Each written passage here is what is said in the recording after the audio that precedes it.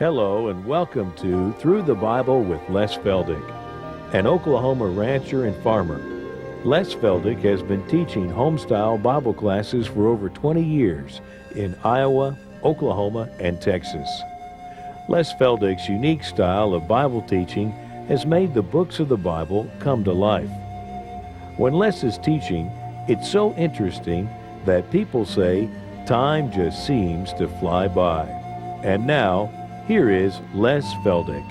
Okay, it's good to have everybody back, and like I had to say once before, getting all these people back away from that coffee pot and cookies is not always easy. But anyway, we're going to move right on from where we left off in Galatians chapter 1.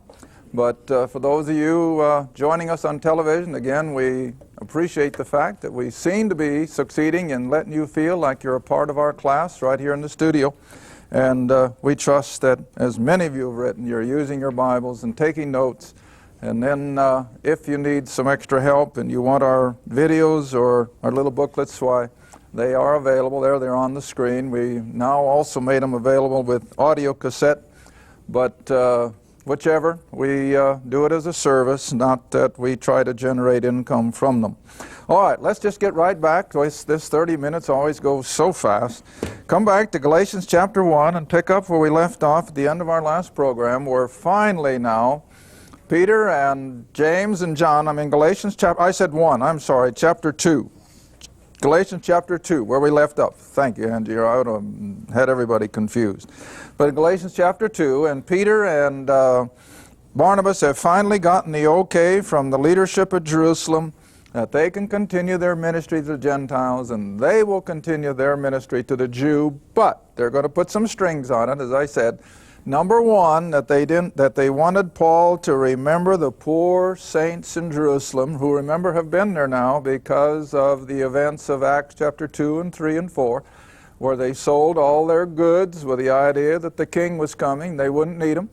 And when the king was rejected and didn't come, why, they were naturally left destitute. And so God providentially is providing for them now with the offerings from Paul's Gentile converts. And we looked at that in the closing moments, that Romans 15 and 1 Corinthians 16 designated that those offerings were for the poor saints in Jerusalem. All right, now let's just read the verse a minute, and then we'll go back to Acts, where in verse 9 of Galatians 2, when James and Peter and John, who seemed to be pillars, perceived the grace or understood the grace that was given unto me, they gave to me and Barnabas the right hands of fellowship, that we should go to the heathen or the Gentiles, and they, I'll put in the verb again, would go to the circumcision or the Jew. Verse 10, only they would that we should remember the poor, that is, the saints there in Jerusalem, which Paul says we were forward to do. All right, now let's come back to Acts 15, and we'll see that they also added a couple other little strings to the whole deal. In Acts chapter 15, and it's kind of interesting, as we looked at it a few programs ago, that in verse 12 of Acts 15, after Peter has finally come to Paul's rescue, and I've always said if he wouldn't have, Paul's gospel would have died right then and there. But of course, God is sovereign. He had Peter ready now, and I maintain that's the big reason he sent him up to the house of Cornelius, is not just for the house of Cornelius, but that Peter would be in a mental position to come to Paul's defense at this conference in Jerusalem 12 years later. God always sees the big picture. We see the near term, but he sees the big picture, and we're going to see another graphic illustration of that a little later in Galatians.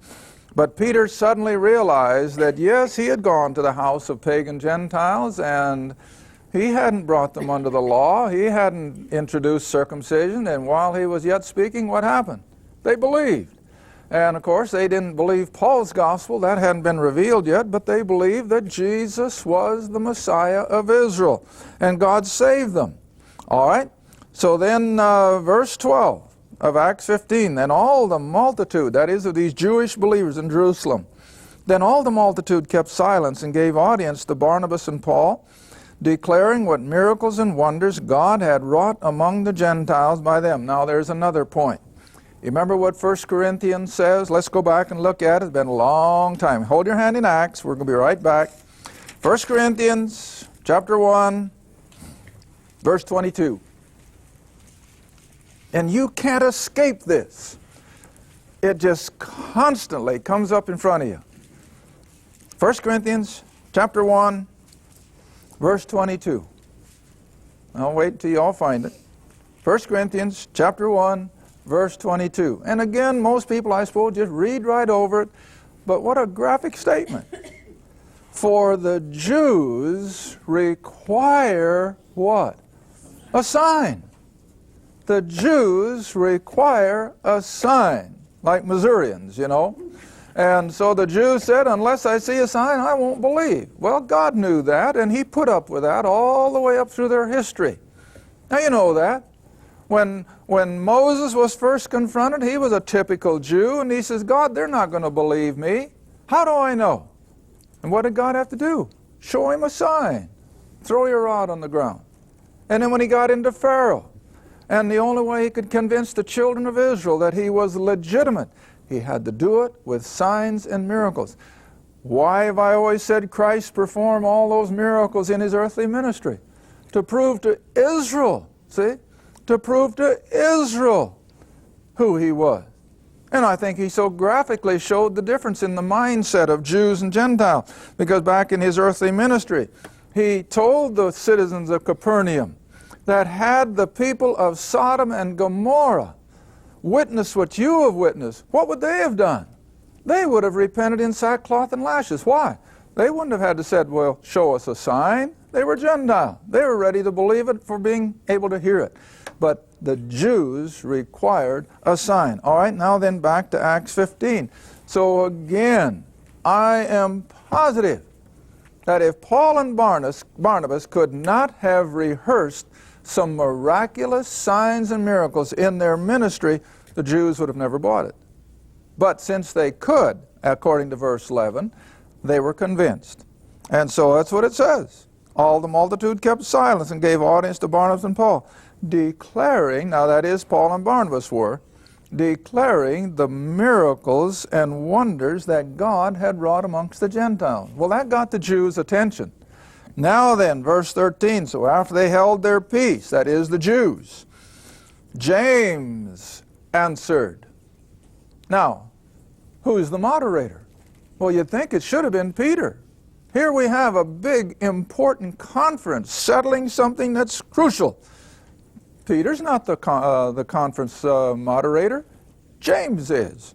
And if I'm not mistaken, it's not even the James who was of the 12. I think he's already been beheaded. This is the other James.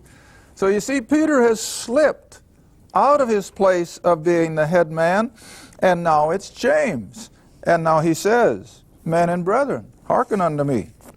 Simeon, that is Peter, hath declared how God at the first did visit the Gentiles to take out of them a people for his name. And to this agree the words of the prophets that is written, after this, that is, after calling out a people for his name, God told the prophet, I will return and build again the tabernacle of David, which is fallen down, and I will build again the ruins, and I will set it up, referring, of course, to his second coming. And then come all the way down, if you will, to verse 19. Wherefore, in light of all that has just taken place, my sentence or my decision is, as the moderator, that we trouble not them who from among the Gentiles are turned to God, but we're going to put some strings on it. We write unto them that they abstain from pollutions of idols, from fornication, that is, immorality, and from things strangled, in other words, things that haven't been killed properly, and from blood. Now you see, in a way it's amazing that these things were repeated, and on the other hand it isn't, because these things still hold true today. God still has never given the human race permission to do any of these things. They are still anathema to him. And I'll show you why in just a minute. And so, verse 21 gives the reason. For Moses, that is Jews who were still adherents of Judaism, for Moses of old time hath in every city them that preach him, being read in the synagogues every Sabbath day. In other words, what's James saying?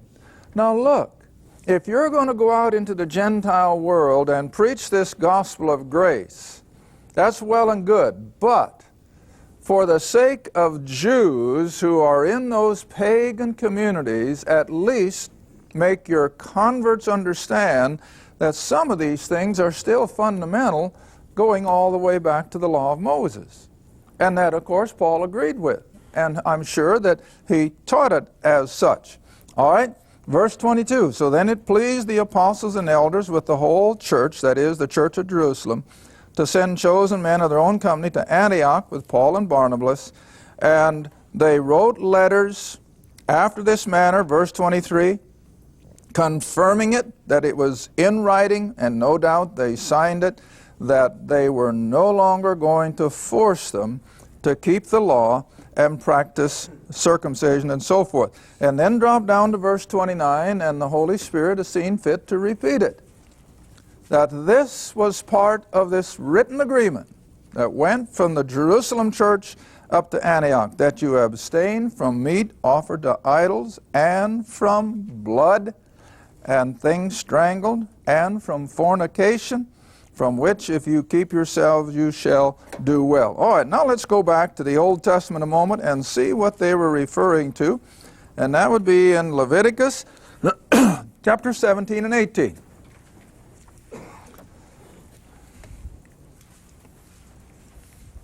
And so even though this was part of the law, yet it was such that God could sanction its going right on along through with the gospel of grace. And I firmly believe that even though we're under grace, we're not under law. God is still holding us accountable for not doing any of these things. Now it's interesting that for those who get involved in Satan worship, this is where they begin. This is usually part of their initiation process, that they drink blood and they become immoral and all the rest of it. All right, now here's the reason. In Leviticus 17, dropping in at verse 10. Leviticus 17, verse 10. And whatsoever man there be of the house of Israel, or of the strangers that sojourn among you, that eateth any manner of blood, I will even set my face against that soul that eateth blood, and will cut him off from among his people. Now this is God speaking. For the life of the flesh is in the blood. Now this is why the blood had to be sacrificed for the remission of sin. It was death for life. For the life of the flesh, verse 11, is in the blood, and I have given it to you upon the altar to make an atonement for your souls, for it is the blood that maketh an atonement for the soul. But now I'm going to make a point. What had to happen to the blood in the Old Testament sacrifices, as well as Christ's blood? What had to be done with the blood for it to become an efficacious atonement for sin? It had to be applied. See, it had to be sprinkled on the altar. It had to be sprinkled on the Ark of the Covenant, the mercy seat, and Christ also had to present his blood, remember, where? The Holy of Holies in heaven. See? And so it follows all the way through, and for this reason, God still demands that even under grace, we do not partake of these things. All right, then... oh, that's enough on that. All right, now the other point was not to practice fornication or immorality. All right, now I know I got a lot of little kids watching my program, and I'm not going to read it because it's rather graphic, but you get into chapter 18, and God explicitly lays down these various immoral sins that believers are to have nothing to do with. Why? Because, you see, in verse 3, after the doings of the land of Egypt, I'm in Leviticus 18, verse 3. After the doings of the land of Egypt wherein you dwelt, that is in the slavery, you shall not do. And after the doings of the land of Canaan, when they came in after Joshua, whither I bring you, you shall not do. Neither shall you walk in their ordinances. You shall do my judgments, God says, and you shall keep my ordinances, because I am the Lord your God. All right, then beginning of verse 6, of course, he goes down and stipulates graphically all of the immoral sins of the Canaanites and the Egyptians, and which believers were to have nothing to do. And that's still applicable. I mean, just because we're under grace doesn't mean that we're now free to eat blood and practice immorality or worship idols. Absolutely not. Those things are, as the German would say, verboten. They're forbidden, and we better remember that. All right, now we'll come back to Galatians chapter 2. We're going to come to an interesting situation. And I always have to clarify myself lest I be accused of not having a warm place in my heart for Peter. Yes, I do, because I understand Peter's position. Peter was still steeped in legalism. Peter still had not had his eyes totally open to these Pauline truths. And so Peter was in perfect accord with his Lord as far as it went. And I'm not taking anything away from the man's spiritual aspect whatsoever. But he could not comprehend what it was to be totally out from under the law. And so now, sometime after the Jerusalem Council, and this has all supposedly been settled, that these Gentiles under Paul's ministry, who had been saved by the gospel of grace, were free to eat whatever they wanted to eat. They were not under any law of dietary form whatsoever. And Peter comes up to visit the Antioch church, and now look at it. It's rather interesting. Verse 11. But when Peter was come to Antioch, sometime after the Jerusalem Council, Paul says, I withstood him to the face. Now, I think he had to get on a soapbox to do that, because I think Peter was a big, tall Galilean, and I think Paul was pretty much a short, typical Jew. And I can just see if Paul was face to face, he had to look up at him, but I say he must have jumped on a little box or something, because I can always remember back when I was farming in Iowa, I had one of the neighbor's kids who would help me. And whenever he wasn't tall enough for something, he'd throw down a bale of hay and he'd jump on it so he could look at me eyeball to eyeball. See? Well, this is what I kind of see Peter doing. He must have either jumped on something so he could look Peter in the face, or else he had to look up, because I know, I'm almost positive he was much, much shorter in stature than Peter. But nevertheless, what does the statement say? I withstood him to the face, publicly. See? My, that must have been an embarrassing thing for Peter. And look what goes on. And so he says, I withstood him to the face. Why? Because he was to be blamed. He was at fault. Now, this isn't the first time poor old Peter stumbled, nor do we get to the place where we don't stumble. So again, I'm not taking anything away from Peter. He was just as human as all of us. And here he stumbled, and Paul called him on it. All right, verse 12. Here was the whole reason. For before, that is in time-wise, before that certain came from James, see, who is now the head man at Jerusalem, when emissaries came to Antioch from James's congregation in Jerusalem, before that, Peter ate with Paul and those Gentile believers, regardless of what the meal was. But after these Jewish people came up from Jerusalem, what does Peter do? Hey, he's scared of them. He's afraid of them. And so to continue on and maintain the testimony of Paul's gospel of grace that he could prove to these Jews from Jerusalem, hey fellas, we are free to eat whatever we want to eat. We are no longer under the dietary laws. We've been set free from all that. Instead of that, Peter gives in. See? Isn't that a something? He gave in and refused to go in and eat with Paul's Gentile converts. Well, can you imagine what this did to the Apostle Paul? Boy, now Paul had that little short temper side of him. I know he did. He has to apologize for it. And I think Paul just got real upset with Peter. Now, Peter, you're being two-faced. That's what we'd say today. When there wasn't anybody from Jerusalem, you didn't have any problem eating with us and my Gentile converts. But as soon as those people came from Jerusalem, then you say, No, I'm a good Jew, I can't do that. And so Paul calls him on it.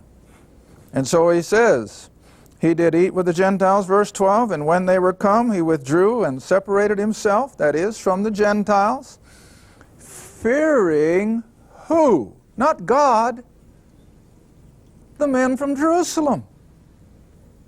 Now, you know, I've always given Peter credit, and I still do.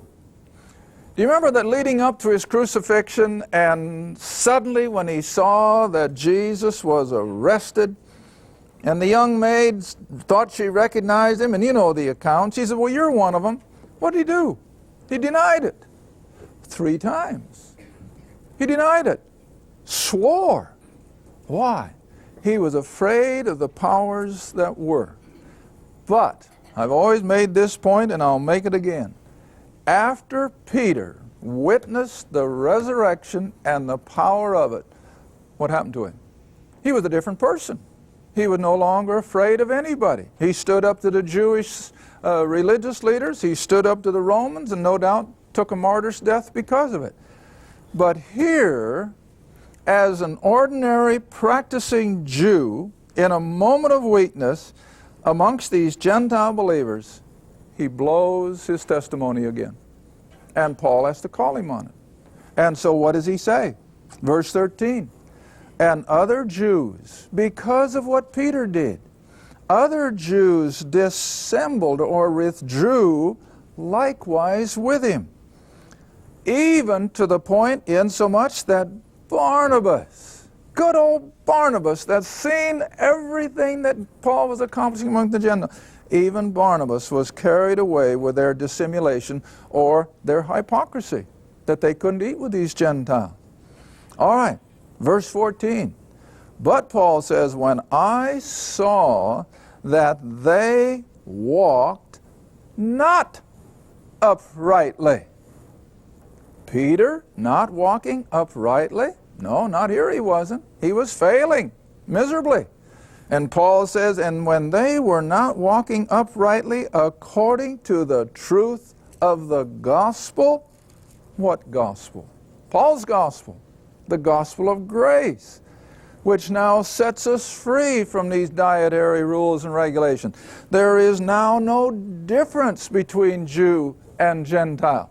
And Peter was not yet ready to recognize that. All right, let me show you what I'm talking about. I've mentioned before, we've used the verse on the program, but it's been a long time ago. Come back to 2 Peter.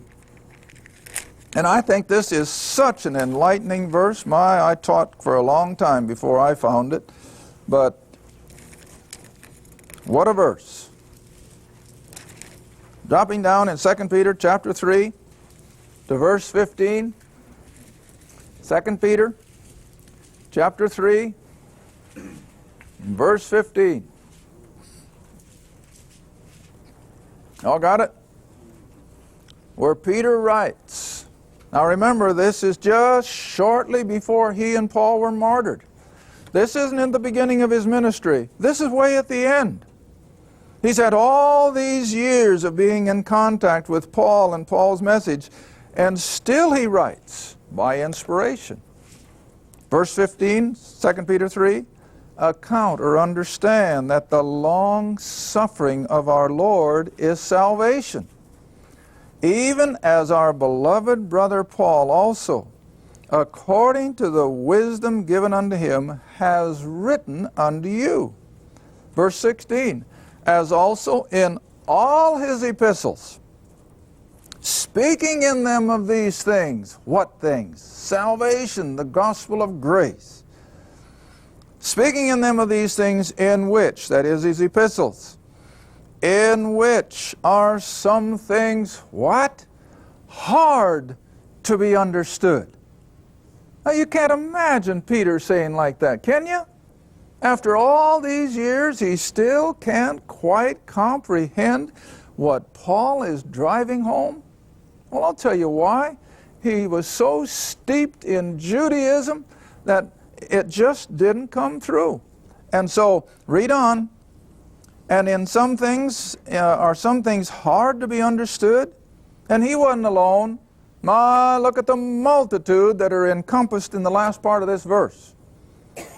which they that are unlearned and unstable twist. Now what's he still talking about? Paul's epistles. And so the unstable, those who don't comprehend the Scriptures, are still twisting them, as they do also the other Scriptures. And then what's the conclusion? To their own destruction. And so when they ignore or they delete the writings of the Apostle Paul, they are, according to Peter, signing themselves up for their own destruction. And that's exactly why Paul wrote such strong language in the first chapter, that if someone is going to preach any other gospel than his gospel, let him be accursed. Now that's strong language. I know it is. But I didn't put it in there. The book says it. And we have to stand on it. All right, now let's just go a little bit further and then our time is gone. Verse 14. Back in Galatians 2. Back in Galatians 2. Now verse 14.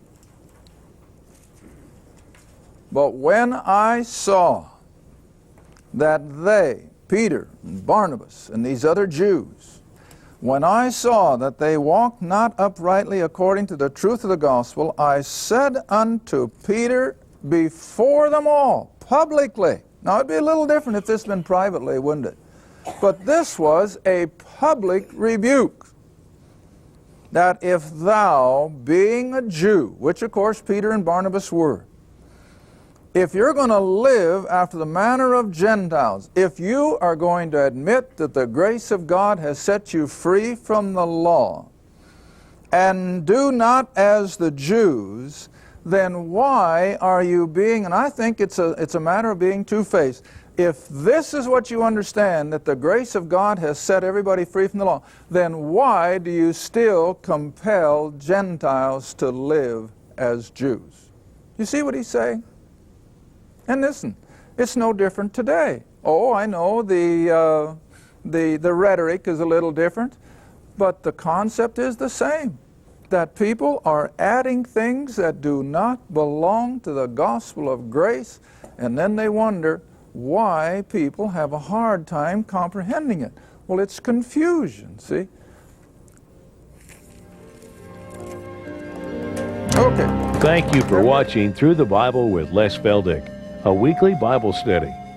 If you would like more information about the Les Feldick Ministries, a Bible study in your area, or about this program, write to Les Feldick Ministries, Route 1, Box 760, Kinta, Oklahoma, 74552.